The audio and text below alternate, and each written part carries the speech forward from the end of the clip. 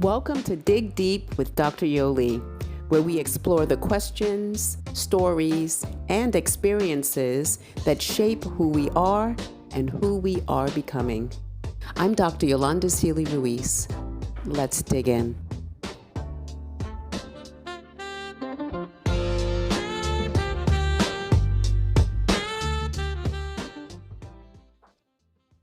When I Broke, I Bloomed by Yolanda Sealey-Ruiz. I used to hide the pieces, so ashamed of every crack and imperfection. But then I saw how light entered and roomy promise what was shattered would heal. I traced the brokenness with gold and wrote poems into the openings. My healing commenced and my fear vanished. I could not return to who I was, so I surrendered and became someone new, stronger for having been broken, brighter for having now survived. Welcome, beautiful listeners, to Dig Deep with Dr. Yolie. I am honored and blessed, and I feel amazing today because I am with my brother, someone I care about so deeply, a brilliant mind, an incredible holistic health and wellness educator. Let's give it up for Dr. Marcellues Hall. Listen, I'll be honest with you, when I thought about, okay, how do I want to share this book with the world? There will be a candle introspection. I thought about all the senses, right? When people are reading it, let them smell something.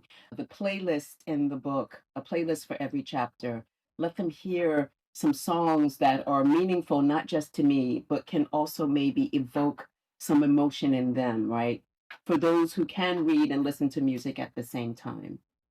And then I thought about who are the minds that I would like to invite to talk about racial literacy, healing, love, journeys. And there are only 4 episodes. And brother, you had to be one of them. I'm just always so humbled in your presence. I'm very grateful for this opportunity in this conversation. Grateful for the work you do. It is imperative. Understanding the undertone of racial literacy and what it is and what it means. It just it's just so beautiful. It's so timely. It's so necessary. We're talking about the manifestation of our unbecoming, going into a transformation of becoming our highest self. And it is a process, it is ongoing, it's never ending, and it's transgenerational. So I'm so grateful for the work you're doing. No, I'm grateful for the work that you're doing. I'm grateful for the courses that you teach. I'm grateful for the souls that you're nurturing, right, through your counseling practice. I'm also grateful for your poetry. You are a fierce and beautiful poet. I want the listener to really get to know Dr. Marcellues Hall. Think about this book, but really think about this idea of racial literacy and how it's accessible to all of us, right? Reading a book or not, just thinking about the term. Specifically in chapter 2, which I believe you had a chance to read through, it is about the journey to racial literacy, and it's also about collective change that we make together. Can you start just by sharing about your own journey? Just tell us a little bit about your journey. What experiences in your life, perhaps growing up or in your career, that led you to the work that you do? Throughout my life, different stages of experiences.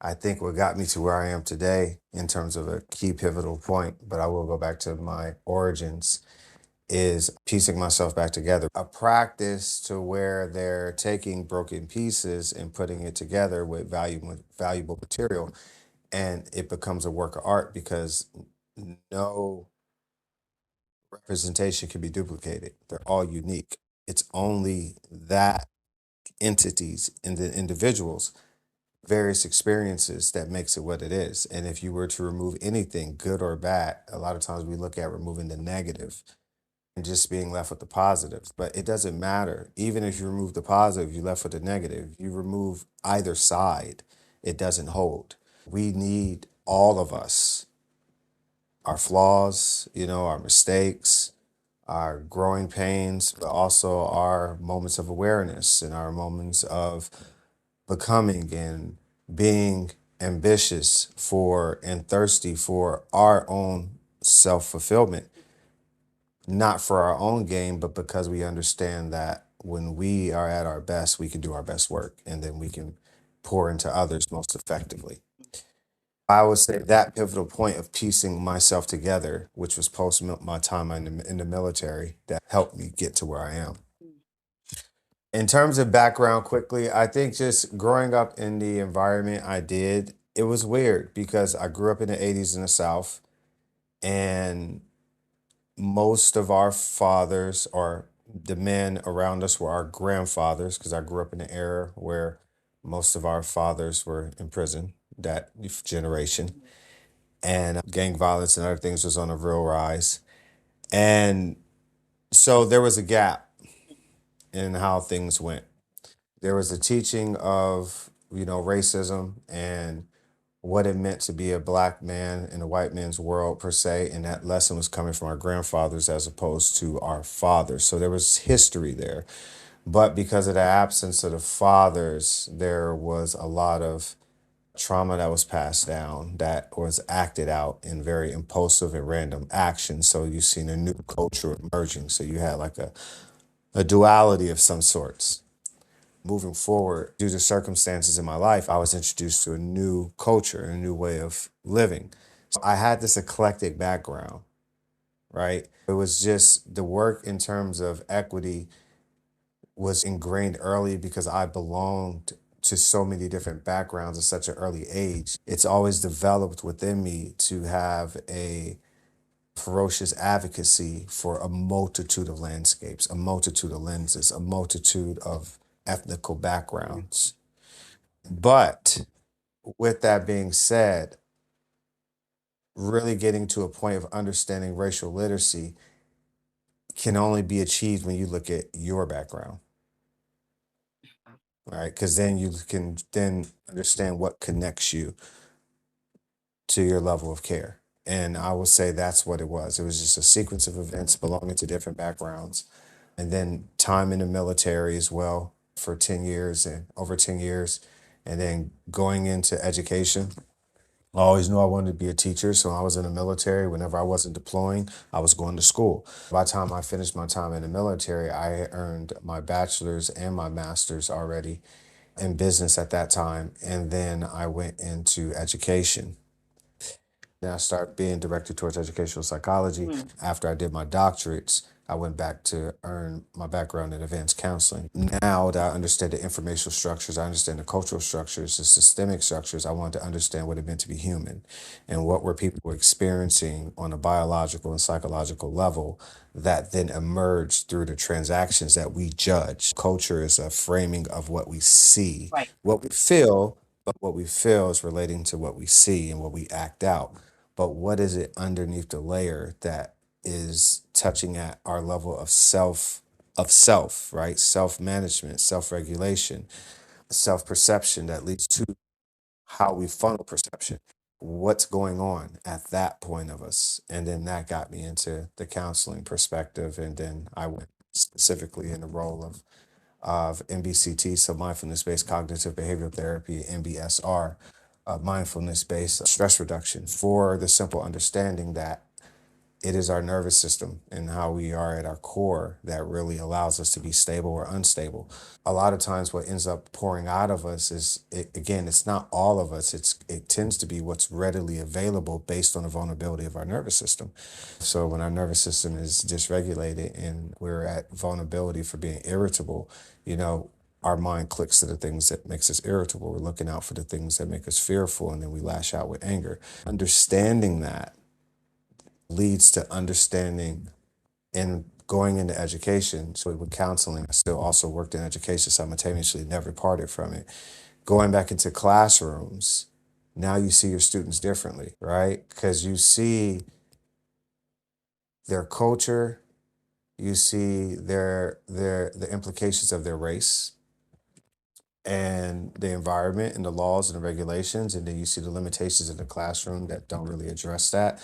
But furthermore, what really getting drills down to the importance of the work is that you have to see what makes them express things in the way that they do, Right. right? That's really what we have to touch on. So, racial literacy allows us an avenue to explore that by blending together a multitude of lenses of culture, of different levels of science, and understanding things from a biological and psychological level, understanding economic and social impact, and then directing and tying that to a person's race because you can't separate a person from it. Even though we know race is confounded upon, we'll say for lack of better terms, just not totally true, real, or Yeah. any substantial thought, but the human experiences Mhm. for us being associated with it are real. So therefore, a conversation must exist, even if the condition that they prescribe itself doesn't actually exist. The consequences. Before we go on, I still want to stay here a little bit with you.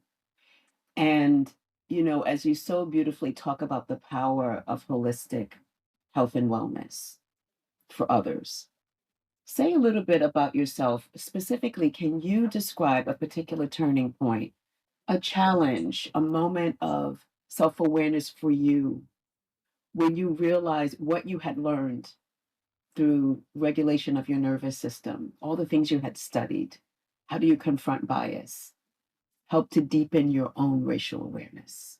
Wow. It's an interesting experience for me to reflect on that because it's like in some cases I feel like I've noticed feel, right? Because brain makes us believe what we want.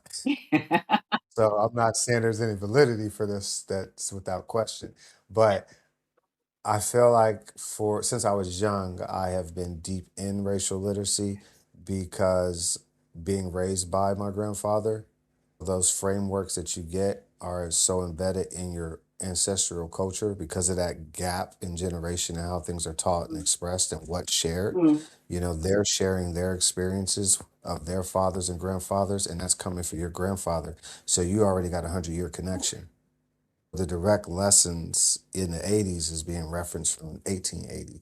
So that was one aspect of it. But still, I think it was as an adult and at 35, you know what it was? And this is gonna bring back some memories. mm, I'll touch on just really briefly, but remember I was telling you about coming into the awareness that I realized like I needed a father mm. and I didn't have that. Yeah. And because my father was never there, but losing my grandfather at 17, I never had any hard feelings towards my father though. So it was one of those things that even though he wasn't there, I didn't feel a void. My grandfather did an amazing job, but I just wasn't mad at him for whatever reason. He wasn't there. It didn't really much ever matter to me, so I didn't think, and I didn't think it affected me. But it wasn't until I was like in my mid 30s, late 30s, and then dealing with my own children coming of older age, and then not having a blueprint for raising children going from teenage into adulthood because you didn't have the parental figures yourself to give you any guidance or be there in that space. And I wasn't saying I needed that father, but I realized I needed a father to help me understand these challenges and what it meant as a black man as well. Because I started realizing when I started doing the work that a lot of the issues that I had around parenting and the misconceptions were tied to my cultural upbringing. Right. And my culture is informed by my race. You can't separate it. Mm-mm. All right. As I always say, you can't separate I from the we. Spirit of Ubuntu. I am who I am because we are who we are. You just can't do it. We are reflective of the collective that have made us what we are. Shit. Right. So I think that was the experience, just getting to that point, realizing things with my own children. And then because I cared so much about wanting to be the best parent possible. And at this stage, I had the understanding academically of what was the impact of, parent-child relationships. I was motivated. So I had the knowledge but I just needed the emotional regulation tools behind it that only came from my awareness of the necessity for racial literacy. And if I may say, you are a beautiful father. And the Thank you. souls that you nurture who are also fathers are becoming their best selves in their fathering evolutionary phases due Yes. to your love, to your wisdom. And I love that you are tracing it back to your granddaddy. And before we came on screen, you gave us a panning of the background. I don't want to kind of take us out of sequence because this is like a perfect frame for you. But yes, we see Nipsey Hussle, and next to Nipsey is Sister Angela. You also Yes. have Brother Martin. You have Yes. others, but you have Granddaddy. Yes. So it feels like he's present with us, he's looking over you. And I just want to thank you for lifting up your grandfather Thank and you. tracing back him as an original source for who you've become and who you are becoming. Yes. Can we? So, thank you for sharing that. Thank you for, because I know Thank you. time in the military was not an easy one. No time where you have to, whether you're in war or not in war. Yes, I'm sure you've learned a lot as you've shared stories, but it also took a lot and required a lot. Yeah. If we can move from the self to systems and just ask Okay. this. So, you often mention behavioral regulation, right? And equity driven systems change in your work. How do these ideas connect? And specifically, for example, how can self regulation techniques help support larger organizational equity goals? And I know that's work that you do as well, but can you make it plain for those Okay. who may not be involved in kind of organizational change as it relates to culture and race? I like to start with looking at, w- we'll take that in two phases. The first phase will put behavioral regulation, equity driven systems on the board. And we just look at those both in their own right. Behavioral regulation, a long term, ongoing process of us being able to respond effectively and rationally to changes in our behavior and being able to make the necessary modifications as prescribed based on context in that moment, right? So it's an ongoing thing with behavioral regulation. And then we look at equity driven systems, equity being fairness and systems being a collective process of, I would say, interdependent systems that are collectively working together for a universal goal. Okay. So basically, what we have is within a system, many generating the force of one. So we have to ask what generates that force. And what generates the force is the energy, behavior.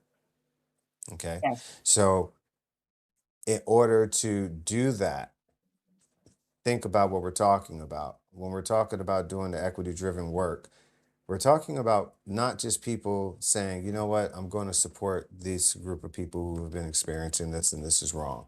It's not that simple. We're talking about a behavioral change that must happen at the level of some people questioning their own identity and their own history. It's not easy to change. And this is something that we have to understand. So even for a person that say may be of a Caucasian background who is making change to move and support as an ally for the equity driven work, this individual has to confront not only what's in front of them that they're being presented with and other people's lived experiences, they also have to confront themselves and the inner workings that even make them resist this in the first place, which leads to their own upbringing and their own teachings. And as flawed as some may be, they come from people that they love and respect and that have been there for them and that have made them who they are. It's not easy. Hmm. In your chapter two, you talk about individuals that started doing the work. And one thing that really caught my attention was when a few of them were talking about the relationships that they lost, the relationships that's changed because the spaces that they were in included people that didn't stand for the same thing that they stood for, and it was wrong. And it got to the point that, standing on that, advocating for that created friction. And eventually, if you're dealing with constant friction, something has to happen. So either you're going to absorb their energy, or they're going to absorb yours, or you need to just, you got to separate. Oh, Thank you, brother, for making that so plain. You eloquently and beautifully describe that is at the heart of archaeology of self. And so in the book, I wanted to say all of that in a language that was inviting to teachers. Having been a teacher, I'm going into my gosh, I think it's 30 years. I have to sit and think about that. My high school teaching, and so much was coming at us all of the yes. time. And forget about pleasure reading. It was like, let me Mhm. read enough so I can do this curriculum, do this unit. And I thought about it, and I thought about the brilliance of teachers, but I thought about the time of teachers. How can I get people to probe who they are consistently as they stand in front of, alongside these beautiful children who are in their steward, right? Who they have chosen this career, right? Not fully understanding you are shaping the souls of a human when you're interacting with them in your classroom setting. And that requires deep work. That's not something a teacher education program is giving to you. That's not something you may necessarily get with what I call professional unlearning, because I think most of what we need to do is unlearn the things that we've learned. But it has Yes. to be almost this, well, it's a practice that Hmm. you are doing all of the time until it becomes just a everyday reaction. And you just so beautifully said that Yes. we tend to focus on the external. Let me stand in the gap for these folks. I have this influence, let me do that. And people often do that without doing the self work of where it lives in them. And how might it creep up unexpectedly that might impact if I want to stand in the gap for them on Tuesday or on Friday, Yes. right? Because Definitely. human beings, we change like that. Yeah. I just Yes. want to, I want to thank you for that. And I want to ask you, given what you just said, what is your hope? Do you have a hope? And if you do, what is it for educators and leaders? First and foremost, to love themselves, to truly love themselves so much that they're willing to do whatever it takes to liberate themselves. Mm, Loving ourselves to the point of self liberation means that we move beyond anything that we use as a reason to anchor us to our current knowledge, our current behavior, um, no matter where it comes from. We have to love ourselves to the point that we're willing to do what's necessary to grow. And if that means, doing the hard things, sometimes losing, changing relationships or moving spaces, as so be it. But if our educators and leaders can do that, if they can love themselves to the point that they're willing to liberate themselves, that means that they'll then be in a space where they are emotionally available to embrace and to walk alongside other people's lived experiences, even if it doesn't reflect what they see in the mirror. But to understand that even though it doesn't reflect what they see in the mirror, it goes deeper than that. It reflects who they are because fundamentally we're all human, mm, you know. mm, And these differences that we see, they don't change who we are at the most basic biological and genealogical level. I mean, we're human beings, period. And it's the misconceptions that have done the damage, not how we look, not our gender, and not anything else. It's our misconceptions that we subscribe to and that we continue to permeate for our lack of ignorance. So if we can love ourselves to the point that we're willing to liberate ourselves, then we'll do what's necessary to make the changes. So that's what I hope. thank you. When did you realize you loved yourself? And are you free? Are you liberated? Do you have sovereignty? Wow. Start wherever you want. Oh my gosh. I don't know when I realized that I love myself. I will say that I became more aware of how much I love myself when I was willing to be who I am unapologetically, being with the understanding that I'm not doing anything intentionally to cause any harm or disagreement with anybody else. but just being who I am, without any negative intention, but just living my life. Whenever someone was in disagreement with that for whatever their reasons was and whatever held them back, I was willing to let that relationship go and didn't feel bad about it. But I also didn't hold any grudges against them. I wished them well. We're moving in two different directions, and that's okay. So when I got to the point that I realized that, then I knew I loved myself because I chose me by making sure that the people I chose and committed myself to and the relationships I maintained were people of sound character that I respected and that I see myself in. Are you liberated? Are you free? Is anybody liberated? I mean, what are we talking about? I'm liberated from some things. I'm not liberated from the things that are yet to come, that will certainly come. So I think liberation is something that's also ongoing because, we're either coming out of a situation in the midst of a situation or going into one. So that is a byproduct of being alive. That was beautiful. These are the things, listeners, that Dr. Hall and I just muse over. Not exactly these questions, but when we share from each other's lives. For me, what's embedded are these questions and wonderings about liberation, our collective liberation, our individual liberation, about freedom, which is different, right? Particularly as we talk about here in the United States at this time, this idea of freedom looks very different than what's been kind of forced to us or taught to us or told us what a democratic nation looks like and the freedoms that come with that. And then the idea of sovereignty, of really having control over your body, is connected to this notion of freedom and certainly liberation, right? That we're always trying to understand and unravel. And you're right, it's contextual. There's this over kind of Mm. meta idea, but there are these situations that we're in. Like you said, you're either going into one or you're coming out of that. And it's a time to take your temperature of your sovereignty, your freedom, and your liberated mind. I'm always Yes. mind. Okay, so you ready for some rapid reflection? Oh, yeah, the quick rapid. Okay, Okay. let's do it. The first one is easy because you may as well have written the sequel to the book. In one word, what does racial literacy mean to you?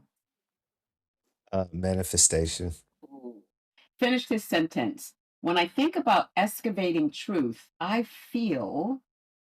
Scared. Oof. Name a simple daily practice, mindful or self care, that sustains you in this work.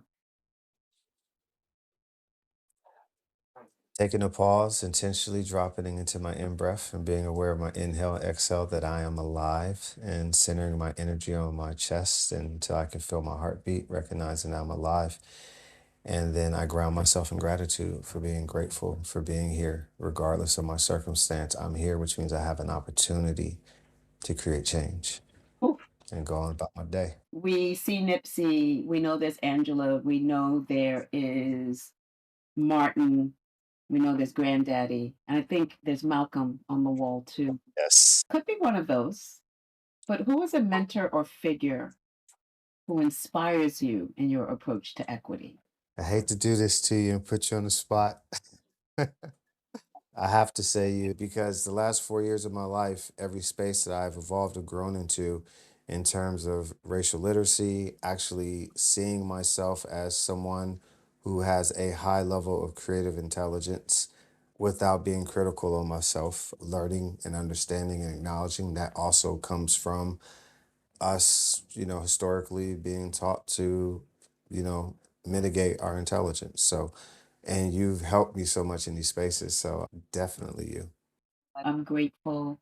Um, what's one example of positive change that you've seen as a result of this idea of archaeology of self? And we know that I didn't create something new. I think what I did is I came along and I understood what teachers have been trying to describe, teacher education systems have been trying to do, what the psychologists already know, what those in the mindfulness field already know, that the self is both, I'll say, the problem and the solution.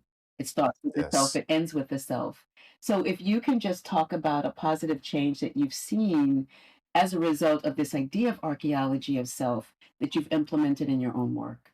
I will say the importance of Whether it's from an purely educational perspective, or a counseling initiative, or a consultancy space, especially when I'm working with families, I always like to work with as many generations as I can and invite them into the space. So not just the child, but also the parent and the grandparent if they're available, or if I'm working with a parent, then a parent and the children, because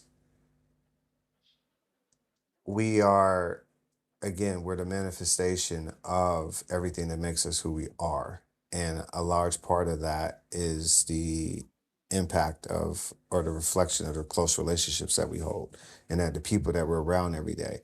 So, if I'm having a conversation with someone in terms of their educational development, well, who impacts that? Everyone in the house does. Does the mom show up? Does the mom or father help?